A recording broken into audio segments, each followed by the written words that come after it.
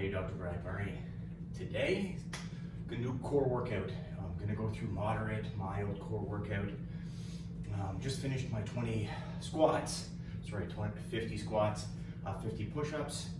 Worked also this morning. This is sort of my second, 2 a day, the second one today. Run this morning, now we gotta do a little bit of a core workout. Not gonna keep it crazy high intensity if we're gonna do 2 a days. So let's jump right into everything. We have cat camels. We have a glute stretch on all fours. We have T push-ups. We have open books.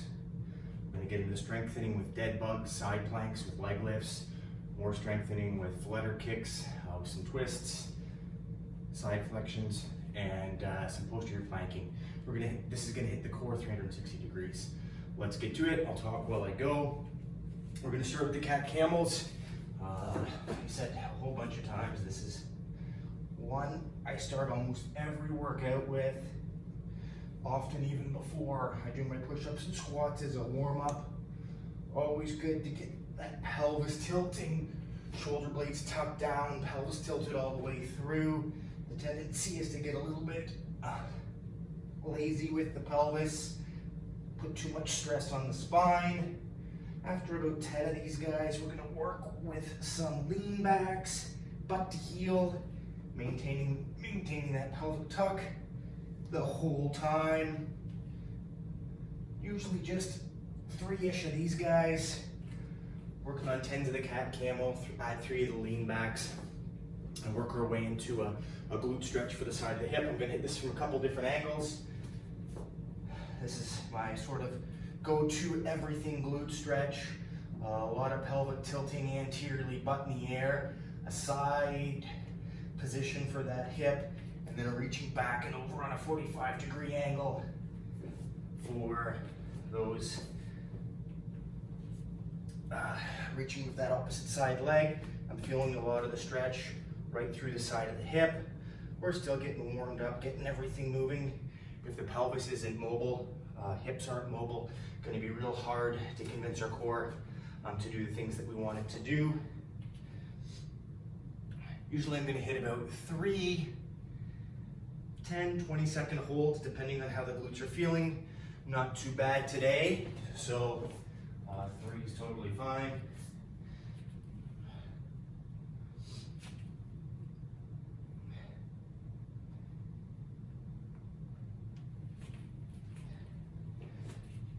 Start expanding those last couple, trying to really get to some farther positions by coming down and out and over with that leg as much as you can. Really emphasize that glute position, or the glute stretch rather. You're gonna feel that all the way through that muscle. Next one, we're gonna start with our strengthening. We're gonna work in, we just did some mobility work, hips, whole spine. Let's jump right into some T push-ups, one of my favorites. We're rolling the whole body as a unit. I'm trying to pivot through the entire body, get a full roll. That's really gonna start to get 360 degrees of our core. I'm gonna do 5 from the side, 5 straight on. We're gonna be doing 10 to each side here. Trying to keep that butt low. Really has that tendency to wanna creep up on you. You wanna think about a line going from your head to your tailbone, all the way to your ankles. It's nice and straight. Throughout with this guy. Really reaching back with that arm, opening the chest, squeezing the back together. Take a look at this guy from this angle. 5 more.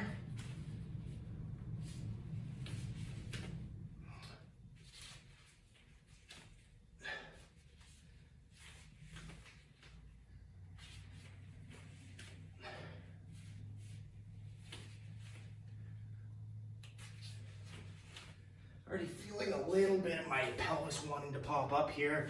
Last couple reps. Great to start to feel things work a little bit. Already feeling like I'm moving better through my core. Feeling good. Okay, now we're gonna go. We just did some twists to open things up. Now we're gonna do a little bit of a lighter maneuver. Open books. Lying on the side. lying open. Goal is to get the back, top shoulder blade to touch the ground here. I'll often do up to 10 per side of these guys.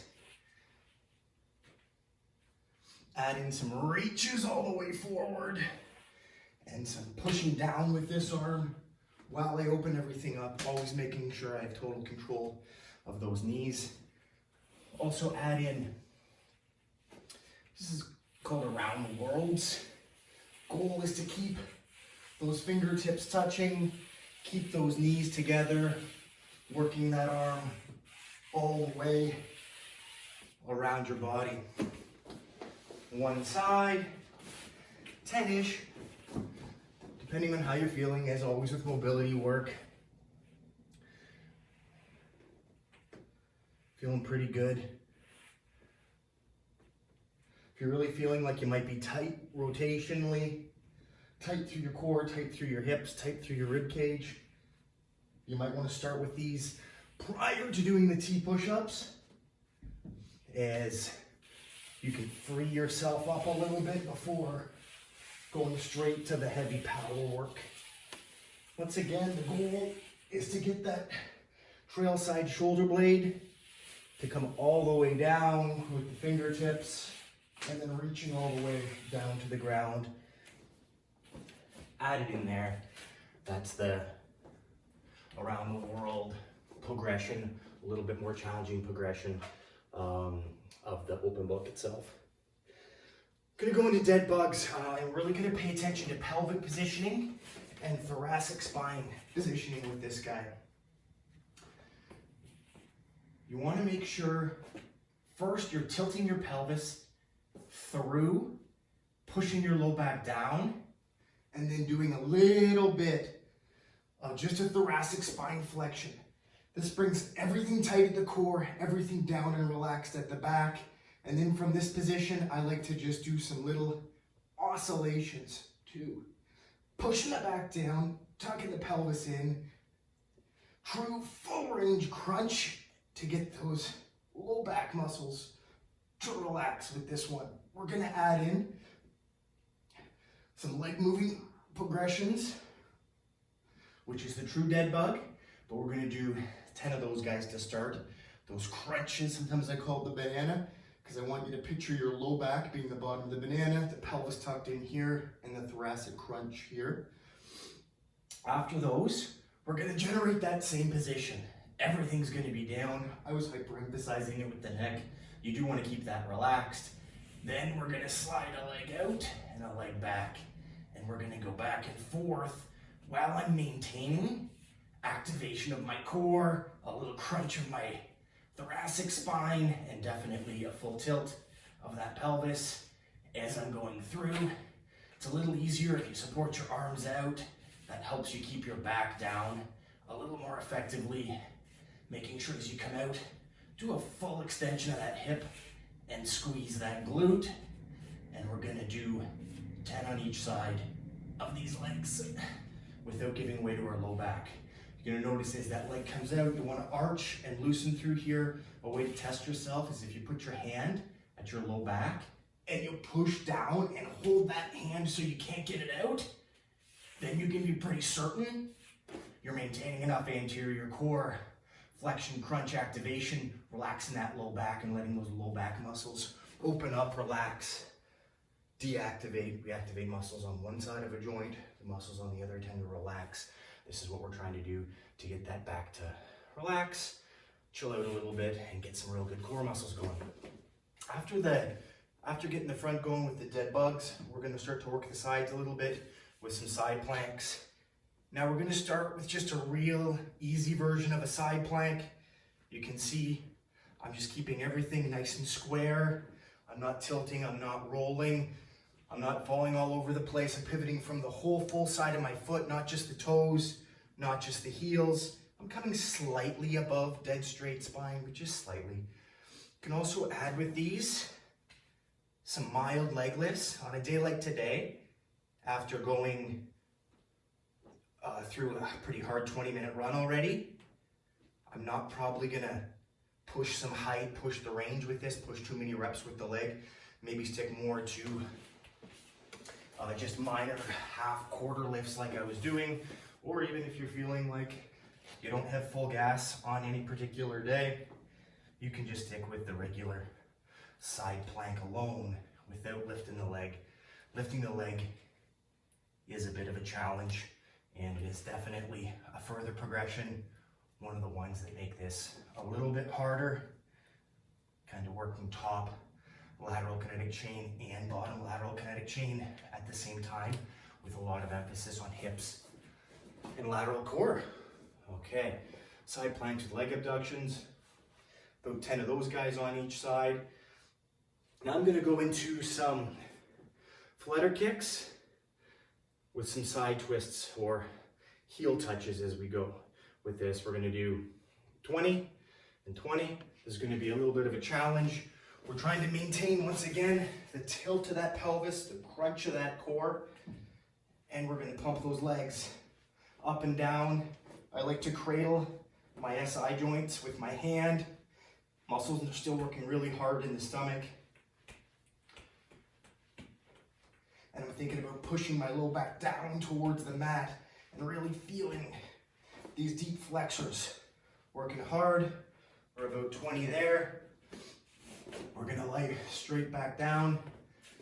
Now, from this position, I'm gonna use just slight thoracic flexion. I'm keeping my low back down once again, and we're getting to a position where I can keep my low back down, and just with a side flex, touch the back of those heels.